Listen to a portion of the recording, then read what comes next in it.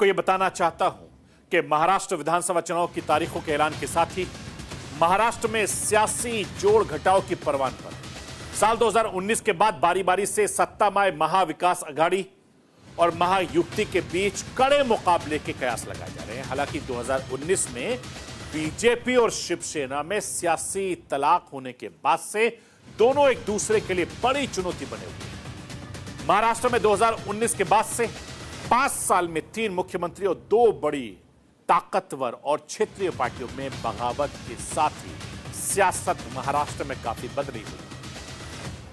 चुनाव से पहले मौजूदा हालात भी पहले से काफी अलग है। चुनाव के ऐलान के बाद फिलहाल महाविकास अघाड़ी बनाम महायुति मुकाबले में ज्यादा कौन दमदार है, यह मैं राष्ट्र की आवाज के जरिए आपको दिखाना बताना चाहता हूं।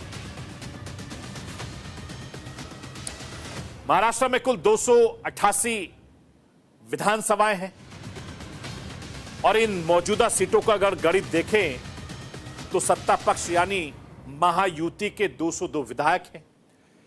इसमें बीजेपी के 102, एनसीपी अजीत पवार गुट के 40, शिंदे शिवसेना के 38 और जो दूसरे सहयोगी दल हैं छोटे उसके 22 विधायक। वहीं विपक्ष में खड़े महाविकास अघाड़ी में कांग्रेस के 37, शिवसेना यूबीटी के 16, एनसीपी शरद पवार के 12 और जो दूसरे छोटे दल हैं उसकी 1 विधायक है। यानी महाविकास अघाड़ी के पास इस वक्त 66 सीटें महाराष्ट्र विधानसभा में अलग अलग वजहों से 15 सीटें फिलहाल खाली हैं।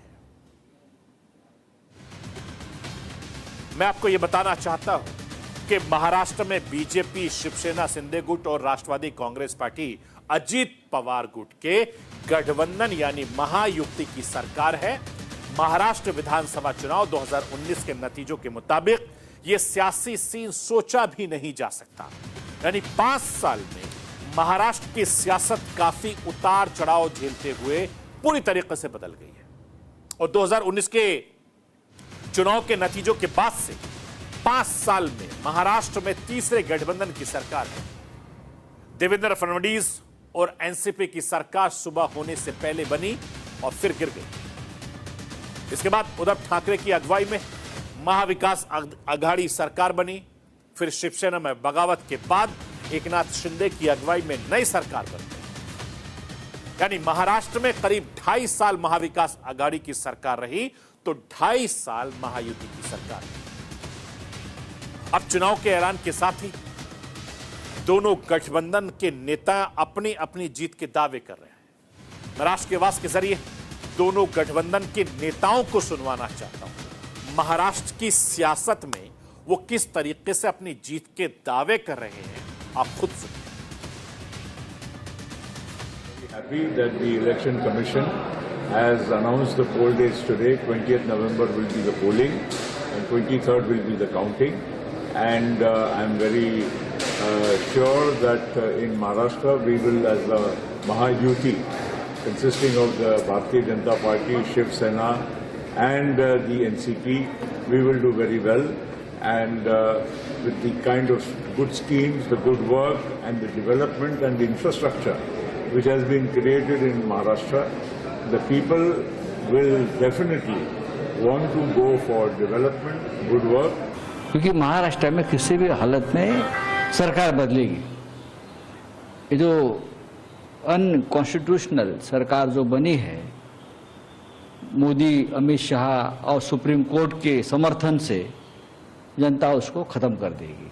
कोई समस्या नहीं है। महाराष्ट्र में महाविकास आघाड़ी इंडिया ब्लॉक है। कांग्रेस, राष्ट्रवादी कांग्रेस, शिवसेना 3 पार्टी जैसे लोकसभा में चुनाव लड़े वैसे विधानसभा में एक साथ चुनाव लड़ेंगे।